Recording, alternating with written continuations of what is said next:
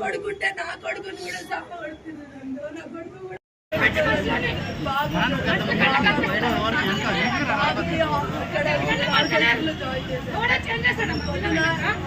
బాబు కూడా వెళ్ళనన్నాడు. ఉంటాను మమ్మీ, అక్కుంది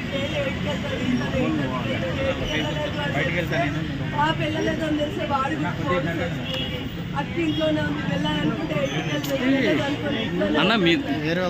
ఉంటుంటే వాళ్ళ డాడీ కొట్టి తిట్టి పంపించింది. 4 days ఇంట్లోనే ఉంటున్నావు, ఇంకెన్ని రోజులు ఉంటావు ఇంట్లో అనేది తిట్టి పంపించింది సార్. 4 days కూడా పాప కూడా ఇంట్లోనే ఉంటుంది.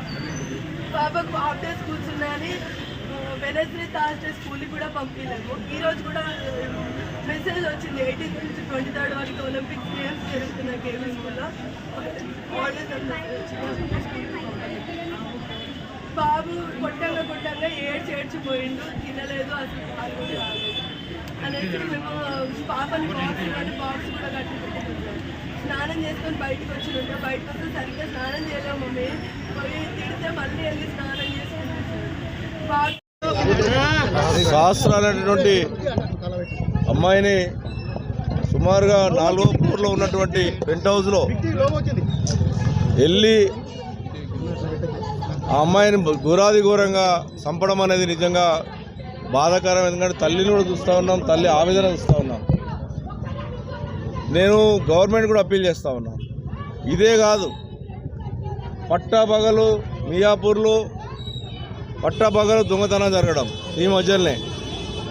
నిన్నాక మొన్న హౌసింగ్ బోర్డులో తల్వార్లు పట్టుకొని కత్తులు పట్టుకొని ఇంటి మీద దాడి చేస్తే కూడా పట్టించుకునే పాపాన లేదు.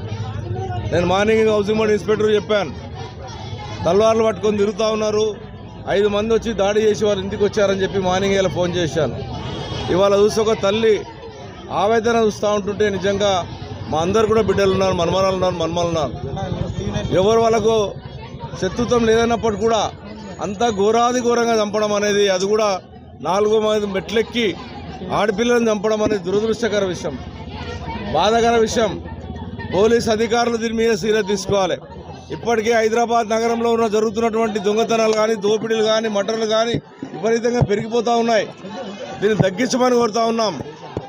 ఆ పిల్ల పానం తెచ్చేయగలలేం, కానీ ఇంకొక పిల్లకు కూడా జరగొద్దని చెప్పి తల్లి ఆవేదన చెప్తూ ఉంటుంటే బాధ కలుగుతూ ఉంది.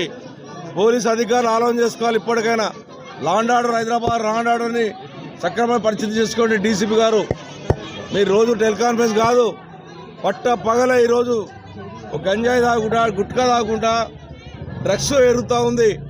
పిల్లల చాలా ఇబ్బంది పడుతున్నారు. పిల్లలు ఏం చేస్తారో అర్థమవుతలేదు. దీని మీద సీరియస్ యాక్షన్ తీసుకోవాలి ప్రభుత్వం.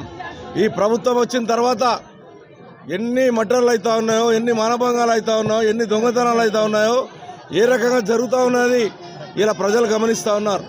గతంలో కేసీఆర్ ప్రభుత్వం ఉన్నప్పుడు ఒక్క ఘటన కనీసం హైదరాబాద్ లా అండ్ ఆర్డర్ ఏ రకంగా కాపాడాం. మరి ఇప్పుడు ఎందుకు జరుగుతూ ఉంది? అదే పోలీసు వాళ్ళు ఉన్నారు, అదే అందరున్నారు, మరి ఎందుకు జరుగుతూ ఉంది? ఒకసారి ఆలోచన చేసుకోవాలి పోలీసు అధికారులు. నిండు పిల్ల, ఆడపిల్ల చంపేయడం, గొంతు కోసేసి 6వ క్లాసు చదువుతున్న పిల్లని ఈ రోజున చంపడం అనేది బాధాకర విషయం.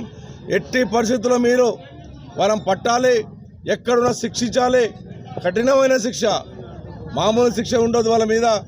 మీరు ఏదో సెక్షన్లు పెట్టి 2 నెలలు వాళ్ళ మంచిగా జైల్లో పెట్టి అన్నం పెట్టి మళ్ళీ వదిలితే ఏ రకంగా ఉంటాయి? ఈ పిల్లకి ఏ రకంగా భయంకరంగా పరిస్థితి చేశారు, ఆ రకంగా మీరు కూడా చేయాలని డిమాండ్ చేస్తూ ఉన్నాను. తొందరలో ఆ పిల్లకి న్యాయం చేయ విధంగా చర్య చేయాలి. లేకపోతే మేమందరం కూడా దీని మీద పెద్ద ఉద్యమం చేస్తామని తెలియజేస్తాం.